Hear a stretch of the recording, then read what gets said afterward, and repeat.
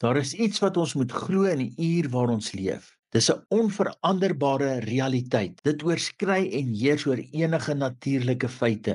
Hierdie realiteit is dat Jesus Christus is die bloudruk seun van die Vader. Hy is die eerstgeborene, die kroon, die foutlose maatstaf, die prototipe, die standaard en die episenter van alles wat ontstaan het, beide in die hemele en op aarde. Ons kan droom en ons kan dink oor hoe dit is om 'n seun van God te wees, maar in Jesus sien ons die seun van God. Ons sien aan hom ook die voorbeeld om te groei na seunskap volwassenheid. Hy is die eerstgeborene onder baie broeders. Dit beteken ons einddoel is om soos Jesus Christus in seunskap die lof en eer van Hemelse Vader te wees.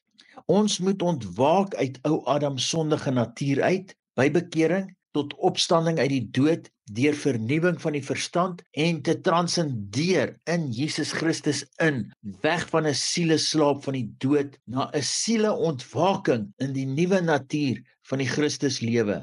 Ons roeping en eindbestemming is om te ontwaak na die bewustheid van ons volwasse broederskap met Jesus Christus as seuns tot eer van ons Vader.